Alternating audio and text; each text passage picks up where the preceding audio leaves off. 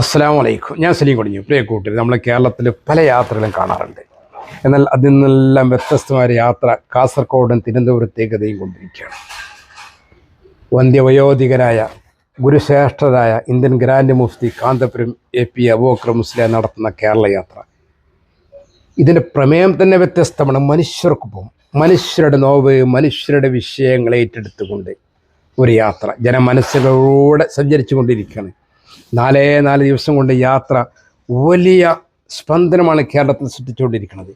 ഓരോ സ്വീകരണ കേന്ദ്രങ്ങളിലും ജാതി മതഭേദമന്യേ ഒമ്പിച്ച സ്വീകരണമാണ് ജാഥക്ക് ലഭിച്ചുകൊണ്ടിരിക്കുന്നത്. പല നിറത്തിലുള്ള കൊടികളാണ് അവിടെ പാറിപ്പറക്കുന്നത്. പല പാർട്ടിക്കാരാണ് ആ ജാഥയെ സ്വീകരിക്കാൻ മുന്നോട്ട് വരുന്നത്. നയന മനോഹരമായൊരു കാഴ്ച. മനുഷ്യരുടെ വിഷയങ്ങൾ ഏറ്റെടുത്ത് മനുഷ്യരുടെ പ്രയാസങ്ങൾ ദൂരീകരിക്കാനുള്ള അധികാരികളിലേക്ക് എത്തിക്കാനുള്ള യജ്ഞങ്ങളാണ് നടന്നുകൊണ്ടിരിക്കുന്നത്.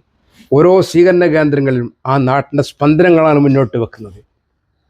ഇത്രയും വിശാലമായ ഇത്രയും മനോഹരമായ യാത്ര നമ്മൾ കേരളത്തിൽ കണ്ടിട്ടില്ല.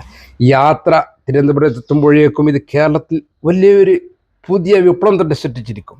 ഇതൊരു പുതിയ ചരിത്രമായിരിക്കും. കേരളത്തിൻ്റെ മതസൗഹാർദ്ദത്തിൽ ഒരു പുൻതൂവലായിരിക്കും ഈ യാത്ര. അല്ലാഹു സുബ്ഹാനഹു വ തആല ഉസ്താദിന് ഇസ്സത്തും ഇമ്മത്തും ഏറ്റിക്കൊടുക്കുമാറാവട്ടെ. ആമീൻ യാ റബ്ബൽ ആലമീൻ.